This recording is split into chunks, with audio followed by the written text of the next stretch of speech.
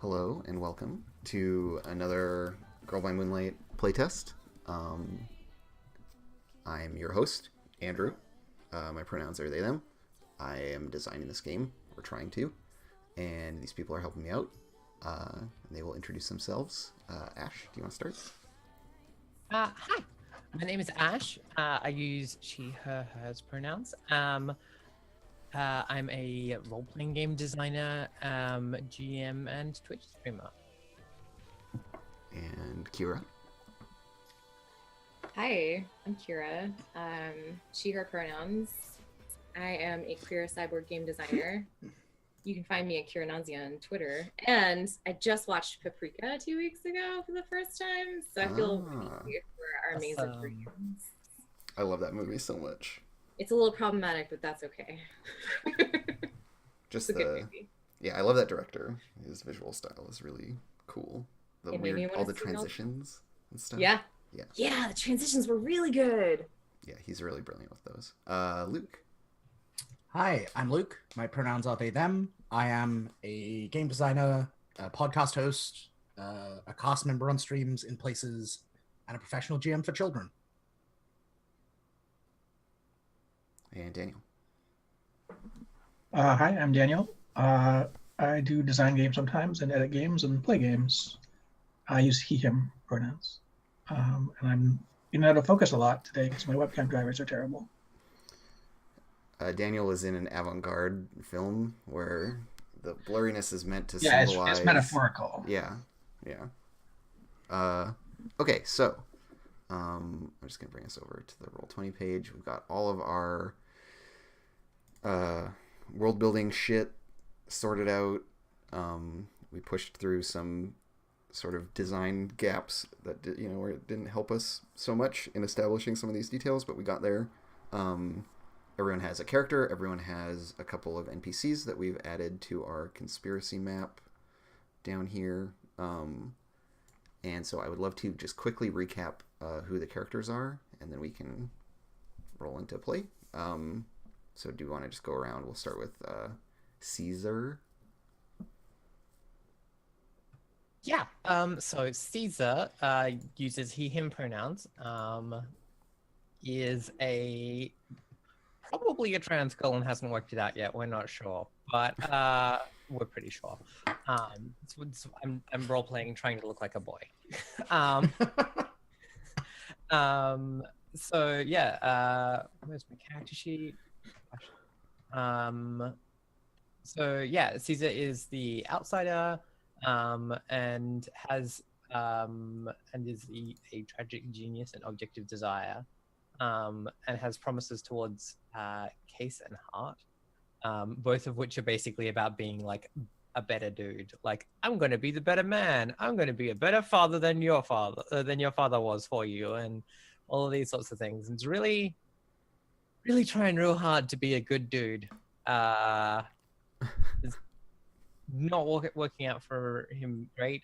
And yeah, he has his mother Anne, who is like a wildly successful prodigy that he is trying to like live up to the like to that like he kind of lives in her shadow and is trying to like live up to that. Yeah, she like invented some critical piece of technology. Yeah.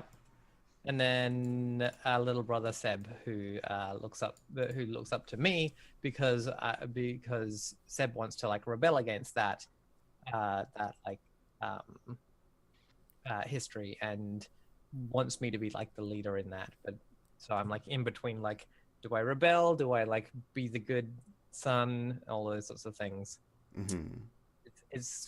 He's fine. He's doing good. He's got everything sorted out. Sure, this will all end well for you. It's the start of the story, so the status quo has to be everything's nice. Yeah, right. He's the reason I'm a weary caretaker and not just a caretaker. Yep. Okay, let's talk about Case. Sorry, I was taking notes. So I'm playing Case. Case's pronouns are they, them. It's the Enigma character sheet. And Let's see. Should I just go down my character sheet type of thing? Just Sure. describe everything? Yeah, and whatever details you feel are salient. Cool. It won't be too tedious. My true name is Love. I think that's my avatar name. Yeah. Yeah, thanks. And then my look, I have a mask of woven wires, and I am androgynous. And I believe my character was Indonesian in background and heritage. Yeah. In this Chinese type city that we're in. And let's see. I'm an average maintenance student. My role and background, I am the best friend / forbidden lover. Right. And Daniel's character Char was your best friend? Yep. And I made a promise to Char that I will always tell her the truth. And I believe I'm a lover to Viola.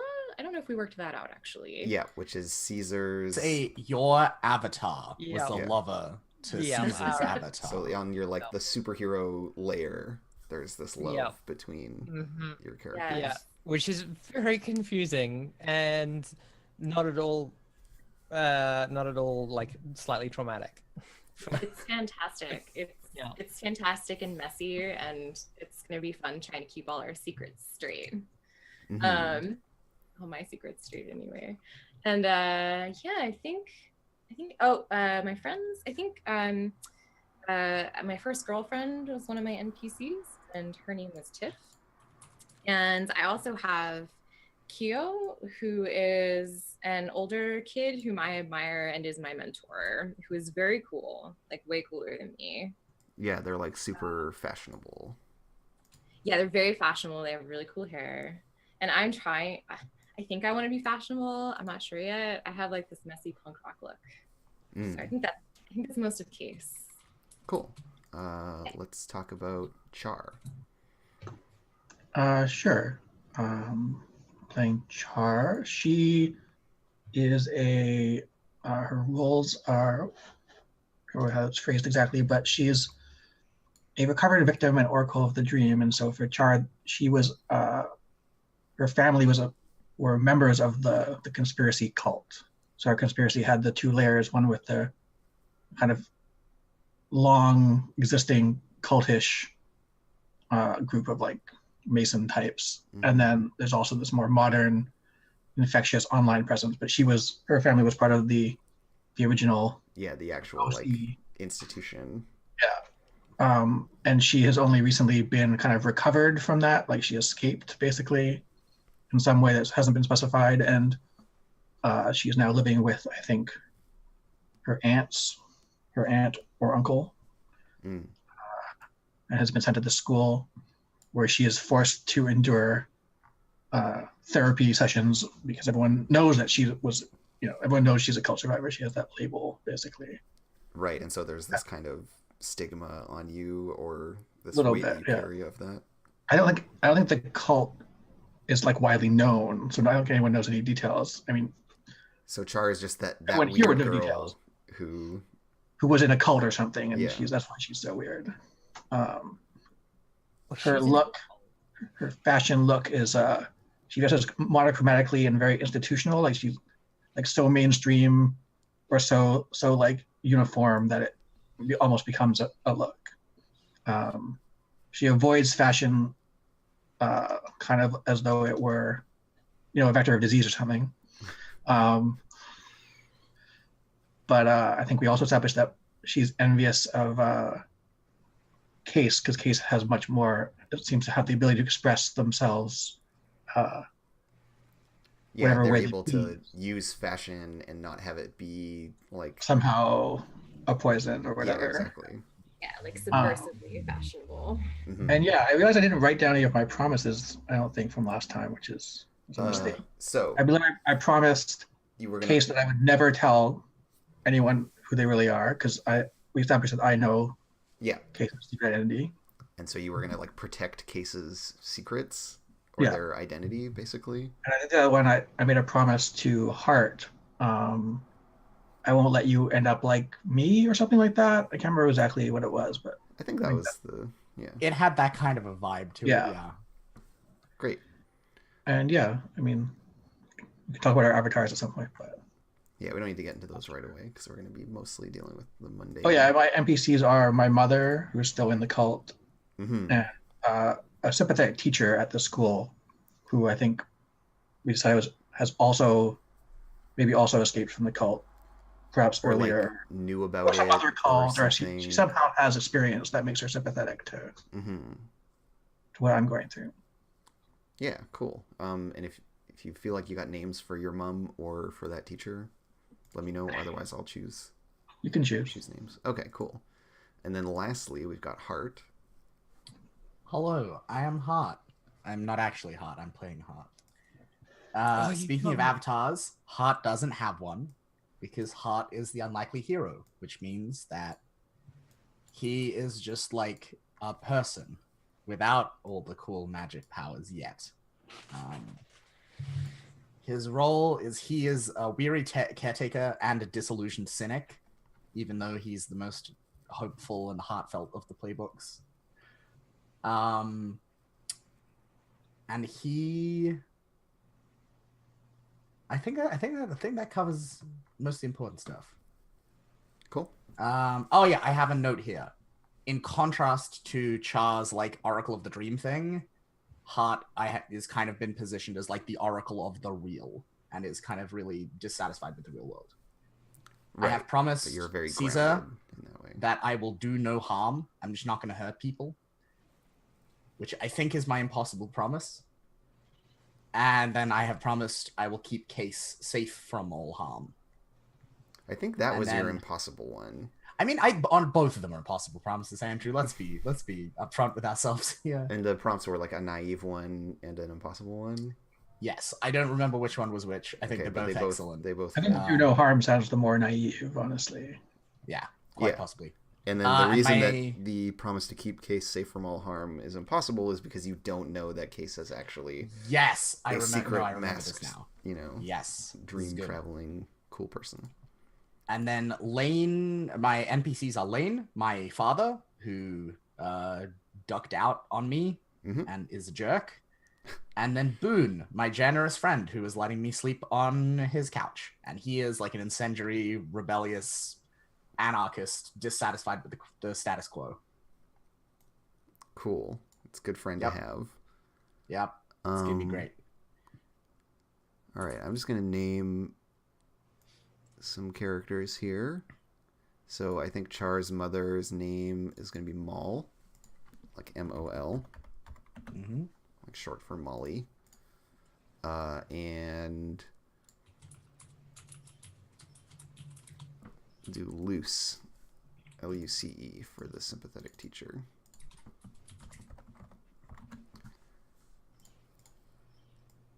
Okay. I'm just going to talk a little bit about the setting that we established, which was this sort of like Hong Kong analog, a city that's very dense and like built really high. Everything is we're in a digital age, but not a wireless digital age. There's this like abundance of wires and kind of like tech that has been built onto the outside of an older and more established city that didn't have the appropriate infrastructure to handle all of it, but has been like retrofitted and had it kind of tacked on. The city is fairly cosmopolitan and diverse, but there is kind of a predominant culture and then like a melting pot mentality that everyone else is supposed to kind of get in line with that dominant culture. Fashion, we talked about being very important, but that for a lot of people, fashion is a way to break out of this emphasis on like conformity that exists within the culture, but that people in pursuing that tend to conform to a counterculture aesthetic that then isn't actually rebelling against anything or signaling any kind of individual stuff. And that's kind of where the weird, fashionable conspiracy cult aesthetic thing kicks in. Yeah. and that's how they kind of get into your head and start reshaping your thoughts and dreams. And so we can just start the cycle of play. The first step is going to be the obligation phase, which is kind of like an establishing montagey sort of part of the game where we're going to look at the day-to-day kind of oppression and tribulations that the characters deal with. And so we'll just go around the table one by one. Everyone's going to do a quick description based on their obligation detail of like what kind of stuff is going on. And I, as the MC, will probably inject some extra stuff. And then you're going to roll your lowest resistance, and you're going to mark a bunch of stress based on that roll. And that's kind of the baseline of like, how shitty is your life this week and how stressed out and strung out are you by it? Does anyone have any thoughts and want to start? I can probably do something related to like schoolwork. Right,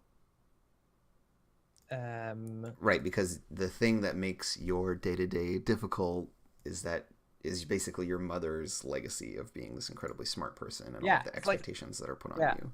I'm a tragic genius. I'm very smart. I'm just not smart in the ways that like look successful on paper, right?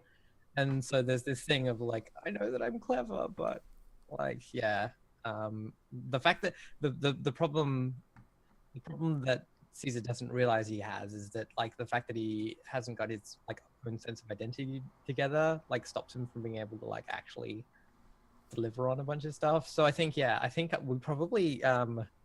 probably see Caesar in I've got like a picture of the actor that plays him. Like he's probably got like a tall collar up on in a coat, and probably a loose like a very loose t-shirt underneath, walking down like the school hall, past like the people who are actually wearing uniform and stuff. And like we see him walk past a picture of a woman of a young woman who looks very similar to him, with like and it's a plaque talking about like how his mother brought home this like trophy for the World Science Fair or something like that. Right, and like she went to the high school or technical college or whatever. She definitely went to the same technical college, right? It was like, wow, we're a technical college and we have this like world-class student who's like inventing things and all of these sorts of things. And is it a principal that would be the leader or like a dean for the school? Because he walks up to the principal or dean's office. Let's call it the dean because it just makes it more annoying. Yeah. So he walks up and has his collar up and is looking all sulky and just like pushes his way into the thing without like knocking whatever, and like sits down, like just drops himself in like a chair in front of the dean, is like, you wanted to see me? Right, and this is the bit where the dean just like gives you a dressing down because you're not living up to these expectations. A, I'm not in uniform. B, I've probably it's probably getting dressed down for like bad grades or like something that is like perfectly acceptable for everyone else. Yeah, totally. And, So I think he pontificates for a bit about like the legacy of your mother, and he always refers to her as like Mrs. whatever, in these very like respectful tones, and just like, she was an example of what this school can do for people, and the other students need symbols of hope and to feel like they can lift themselves up, and so it's really important that you show that kind of thing is possible and not be so, and it just kind of like indicates your slovenly deportment but doesn't comment directly on it. Just pull yourself together, Caesar. Think of all the other kids who have to look at you and I'm like, they didn't. Yeah, and Caesar's like, they didn't have to look at me. just you know that I'm good. I know that I'm good. What do I have to be like? They've already got a role. My mom can already be a role model for them. Well, it's not enough to just be smart. You have to look the part. That's what people see. They see how smartly you're dressed, whether or not you attend classes. It's bad. It looks bad. Look, I attend the classes that are actually going to teach me something. And so I'm sure this is a conversation that Yeah, this happens all the time. But yeah, do you want to go ahead and roll your? I guess it's Kudere is your worst. Yeah, which is. At some point, does the dean say something along the lines of, "If you pass for ordinary, what hope do the rest of these kids have?" Or something really like I think the dean shitty definitely. like that? I think the dean is definitely not angry. They're disappointed. Yeah, it's just exactly. like you're making it hard for me. I have to like acknowledge that you're smart, but you look like a, Yeah. like you don't actually care. I'm sure that's how you say, "I'm not angry, I'm just disappointed," at least once per conversation. That does, it does come up. It's we're just very disappointed here. We had such hopes for you, and so you're gonna start the session with 4 stress. Yep. So that's good. Where do I see the roll that just happened? Because I heard it, but You need to set so in the right hand panel. You need to go to the chat window. And that should show you. Chat tab chat. yeah, I see it. Thanks. Okay. Well, who is next to suffer? Sure. Okay, so I think we don't see anything at first. We just hear voices, like the multitude of voices of like a crowded high school classroom. Like the hallway or the classroom or whatever. And we just see that looks like a black screen as these voices come in and out. People are passing by. We're stationary, but people are moving around us.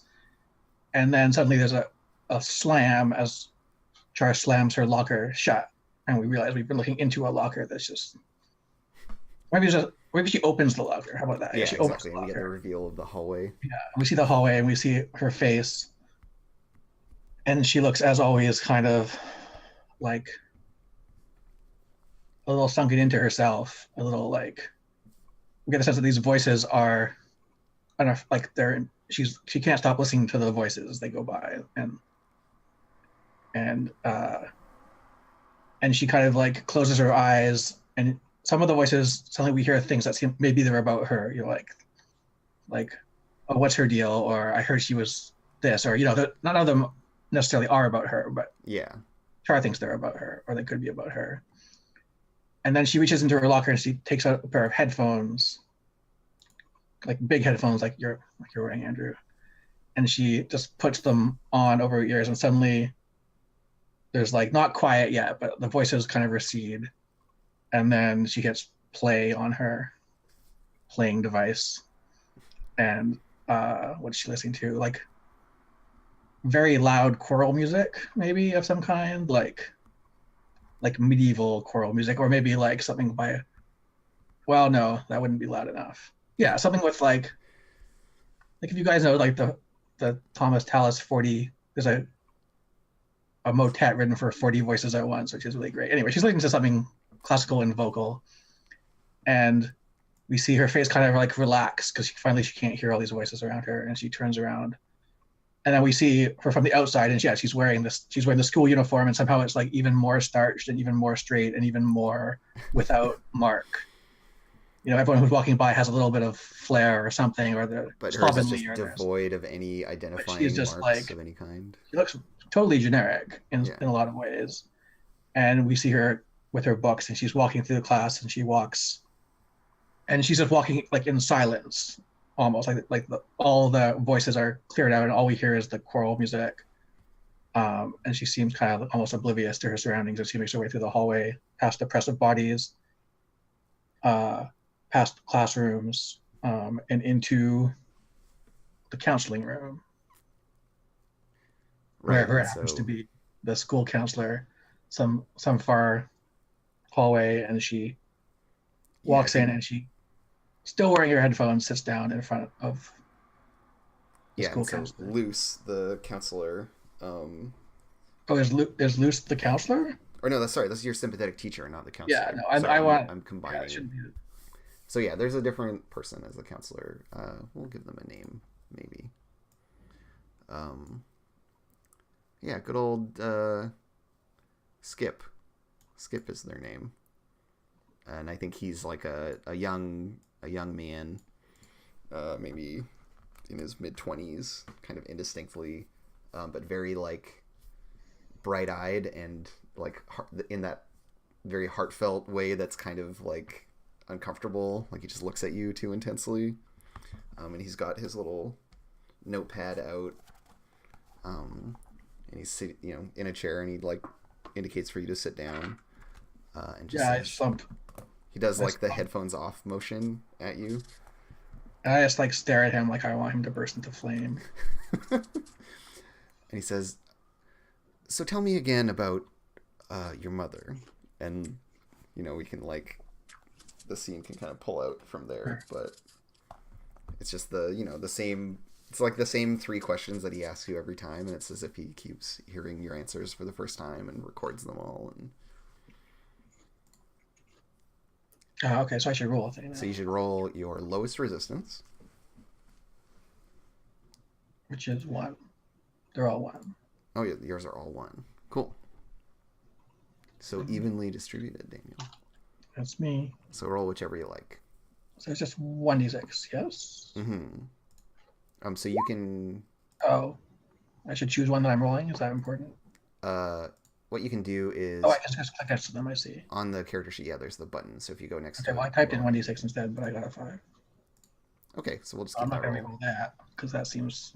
Because yeah, you'll take 1 stress, which is a very good result. So you managed to just like... I feel like this is Char just like tuning out this guy and just kind of like... I think what happens, we see her take the headphones off, and we hear him start to talk. And then we kind of switch back to her perspective, and she's still listening to the music somehow. Like the music is still playing, and she's kind of... And he's just like droning in the background, and she's just listening. Yeah, totally. It's just on that mental playback. Yeah. Cool. Great. Right. Kira or Luke, either you want to go next? I will go. I think that Case's obligation detail is that they just have like they're an average maintenance student. So Right, so you're on your like practicum where you have to actually like go out and do work, I guess. Yeah, I don't know really what that means. That sounds good to me. Yeah. Like, I mean, yeah, we can pick it up wherever, but that was some of the stuff we had talked about, was people actually doing like maintenance work and stuff. So we could see you there if you want, or it could be like, this is the class where you learn about all of the different standards of cabling that are used in the Tri-City area, and it's like horribly dull and whatever. Yeah, you're just like stripping wire somewhere in the school. I like the idea of being off campus, and like I have like some kind of upper class person who's like in charge of me, who's like, oh yeah, the little like junior foreman in training who has like a different hard hat than everyone else, and you're their little work crew. Yeah, totally. And you know, I'm like trying to listen to everything they say, but I'm like very impatient. Case is just like really impatient and just kind of like obviously bored, and like things are just not sinking in the way they should be, I think. Yeah, and this is the thing where it's you're in some busy street with like lots of people moving by, and you've cordoned off the little like manhole cover with the little like yellow and black safety railing that's been propped up around it, and the little air pump, and you know, your like foreman in training is doing the Charlie Brown talking thing of just like, we can't really actually hear what he's saying to you over the like thrum of the crowds and stuff. Yeah, absolutely. And Case is like nodding their head. They probably have like a hard hat that's like got like stickers on it or something. Like they've modified it to be, you know, their own, and like band stickers, I don't know. And like they go to like wipe their face, and like accidentally like smudged just like a whole lot of grease like over top of like this really cool bright colored makeup, and just like staring at the crowd. And I don't know, they probably fucked something up, but I don't know what's appropriate for this challenge. Do I fail right first or do I fail after I roll? So yeah, the thing with obligations is that it's never the best we can hope for is that all of the shitty stuff of your day-to-day life like doesn't get you down. Okay.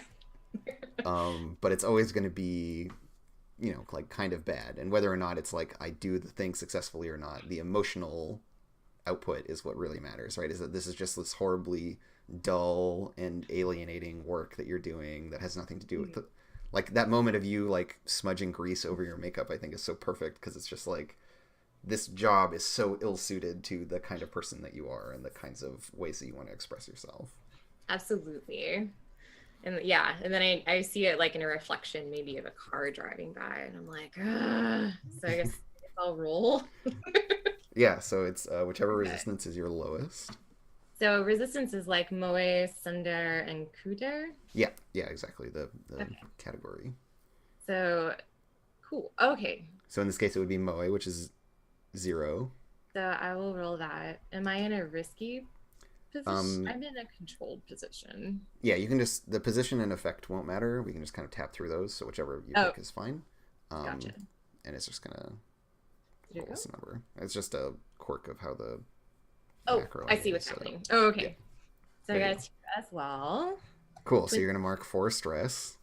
Cool. And so yeah, like for Caesar and Case, it's the day-to-day is getting to them. It's grinding them out. It's upsetting. It's alienating. And it's shitty. And I feel like that follows very naturally from what you guys described. I should try headphones. Try headphones. It helps. I can't hear you. You're not here right now. Yeah, if only Case had more support from their best friend, Daniel. What the hell? Where is my best friend right now? Case like looks off and wishes that. Yeah, like, oh, I wish Char was here. That she was here. Luke, you're next. Hello. Yeah. So I think we come in on Heart, hunched over a bench in like a dark, crowded, poorly lit room. And this is like down in the like bottom floor of the school, like the underground. Yeah, there's like a basement level where all this stuff is being worked Yeah, on. exactly. And like some important thing in the city somewhere has broken that is like in a place that is inaccessible to reach except by small technical college students. But like whatever the work is, it's like it's gonna be like more dangerous than the average. And so we see a clock and it's like 2 a.m. in the morning, and Hart is just like in his like 9th hour of like frantically checking and like repairing all of the like safety equipment to make sure that like everyone who goes out and does this thing is like going to be as okay as is possible. Yeah, it's like there's a flooded stretch of like underground conduit cable or something. Yeah. Send some people into to deal with. Yeah, and so yeah, like their hands are like there's all these like burn like marks and soot marks from like the soldering iron and like the welding tools that he's using. Is it like is it like high voltage cable or something, so you keep like getting like electrocuted? Yeah, I keep getting electrocuted. Yeah, exactly. And so my hands are like a little twitchy, and you know, like his eye, there's like these massive bags under his eyes, and he's like barely staying awake, and some kind of like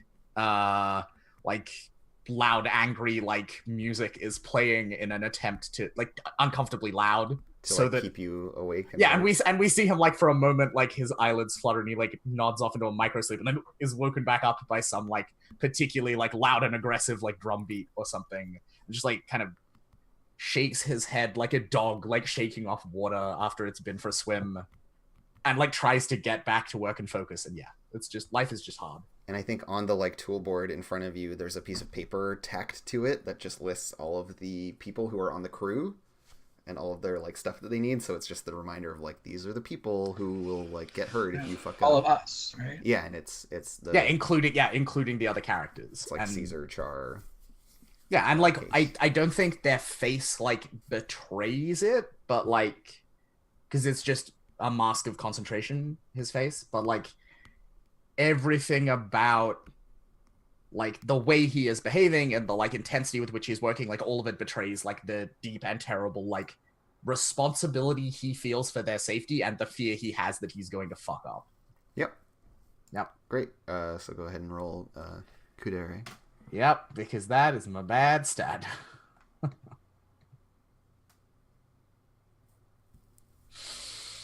Great. So you're gonna take 5 stress at the start. Sounds typical. I think this has to be like someone gets injured. Like I mean, it already sounds miserable. You're That right. sounds pretty bad, yeah. Like you But, put like, yourself through an all-nighter. Like Yeah. I like the Oh, idea too that your oh. worry is vastly greater than the actual danger. I mean, yeah, I'm into that. I mean, can we have a thing though, like where it's like we cut to like you like we see Hart like something like, and you're like, ah, dang it, and it's something shorts.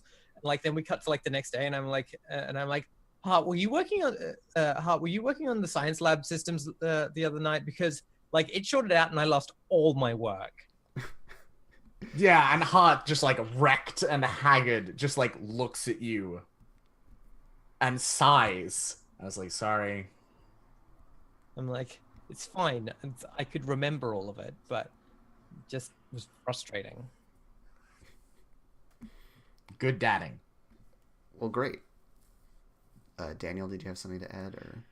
No, I had an idea as well, but Ash's idea was also brilliant. So with that, Great. Okay, so that's obligation out of the way. So now we're in We did it. downtime. And downtime is when the characters get to actually decide what they do with their time. And so everyone is going to get 2 downtime activities. Luke's character is going to get a 3rd one because they're the unlikely hero. Yeah, because I'm awesome. And we can go around the table taking turns doing those. The options are that you can share an intimate moment with someone, which is how you get social links, which are useful when you go onto the mission.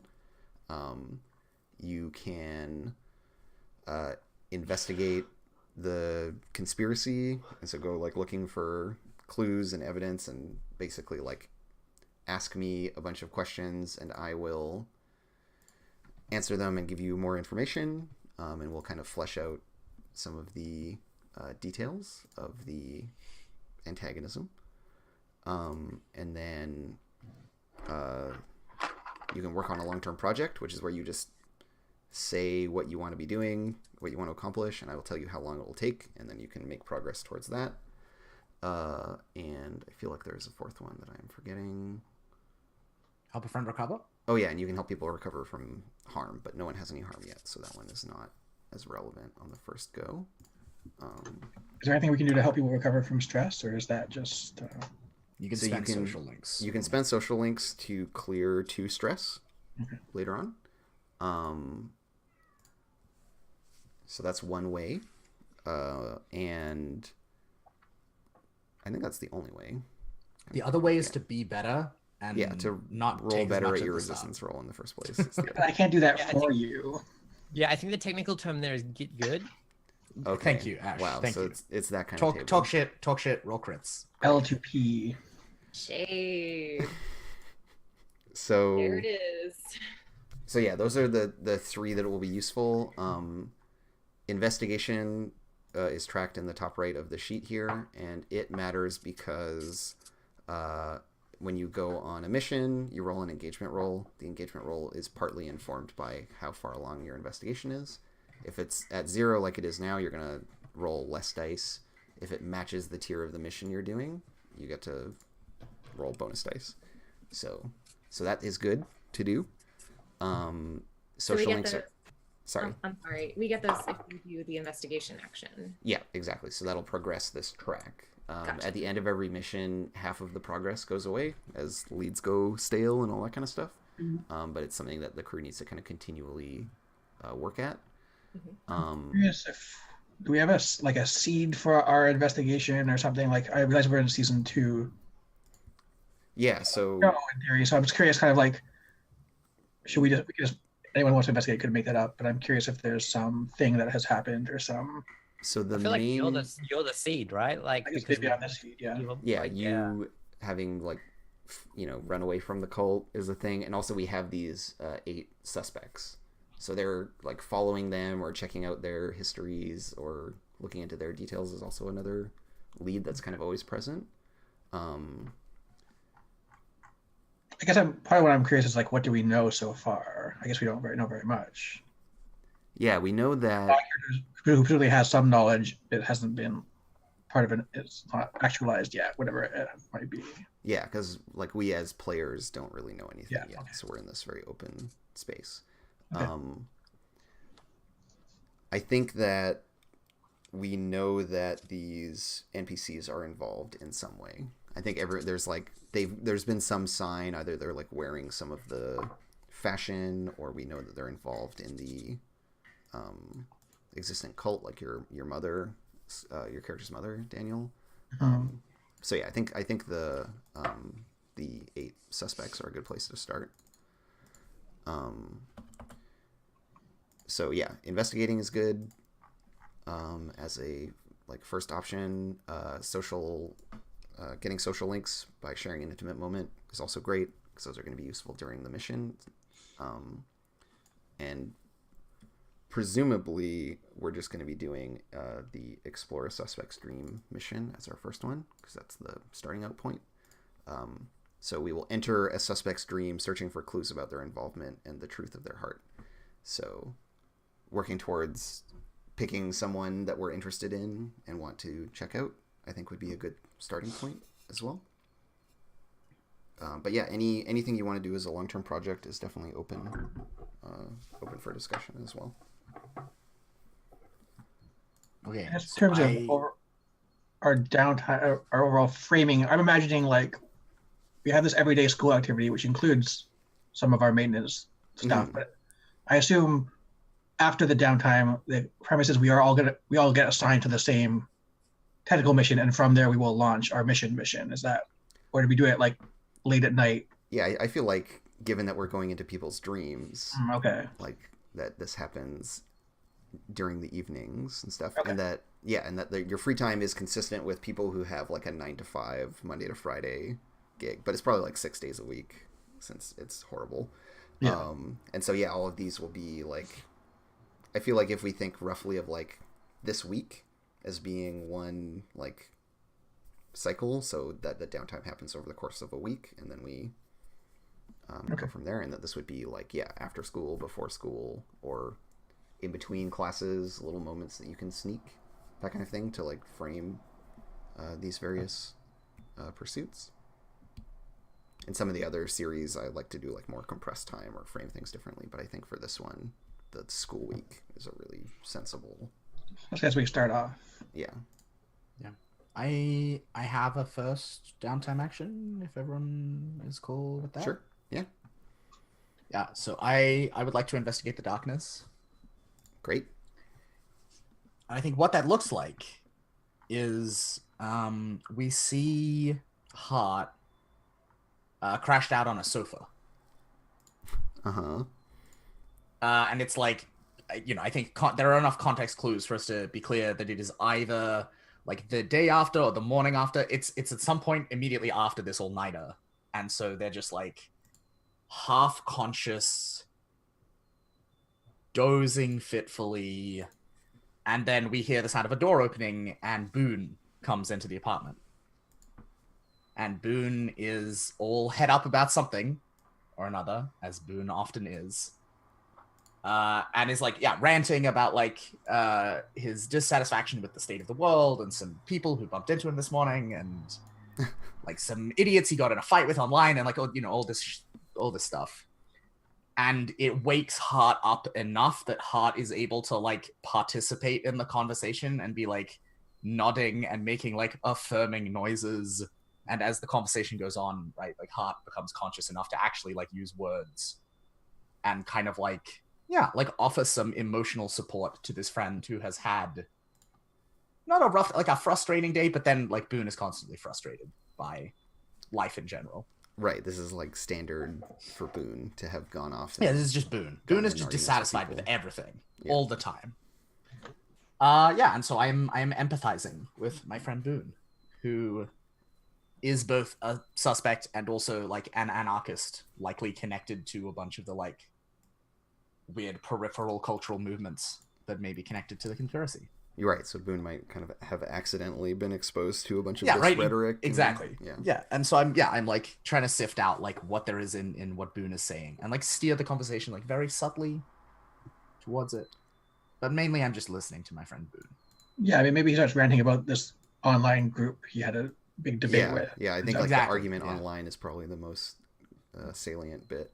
So when you investigate the darkness, describe how you were seeking information. Great. And roll an appropriate action. So you can go ahead and roll empathize for me, Luke. And I think the other thing here that I think is really important is we see like the shot that we like that we linger a little on before like the actual roll happens and information comes out is like Hart still looks like kind of exhausted and like his body language is all like like slumped.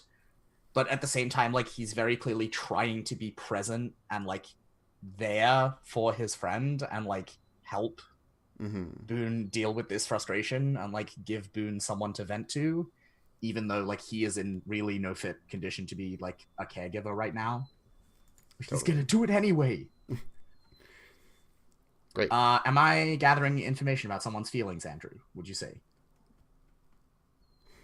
I mean, yeah. Yeah, it sounds like it fits your description. So that'll give you an extra die? Yeah, well. Okay, great. Because I built my character to be good at feelings.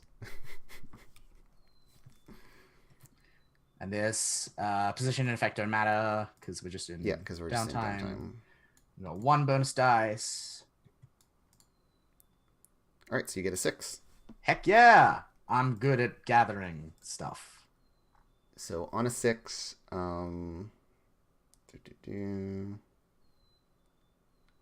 yeah, you're going to advance the track by 3.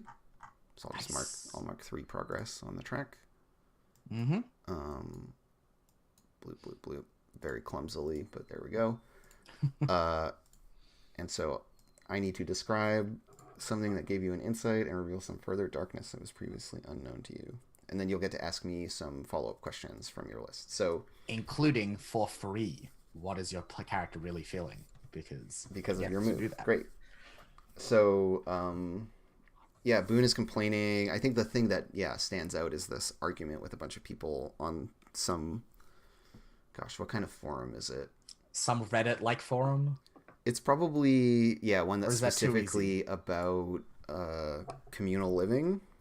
Which is something that Boone feels pretty strongly about, given your current housing situation.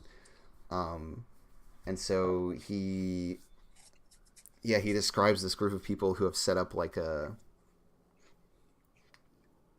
he describes it as being kind of like a punk house or like a collective house, but that they're like doing it all wrong. Like he's really upset with how they're going about it, and it's very like hierarchical and you have to like submerge like a bunch of your like needs and expression to like the group dominant like paradigm, and that they have uniforms. He's convinced that they all like wear they don't really have a uniform, but like they all dress the same, and we just look at these idiots. You'll have to be uniform. And he like shows you this like photo of them. It's their like the photo that is on the heading as the heading for their like thread on this forum or whatever, and it's all of them. Daniel, is there like a color or a shape of clothing that's very like culty? We're just going with like crimson. Yeah. Okay, cool. So they all have these crimson like pocket squares that they're wearing, and they're dressed very formally. Yeah. And they all look very like wooden and like stoic. And he's like, just look at them. This is ridiculous. Yeah. can't believe these people. God damn. And just like, you know, has his like head in his hand, like. Yeah. And you know, he like indicates some passage where they're describing their like daily routine and how they all like.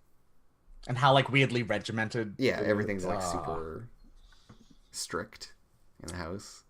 He's just Yeah, like, God, for like a collective, for someone who's into collective housing because of their like anarchist philosophy, this must be like yeah, the most upsetting thing in the world.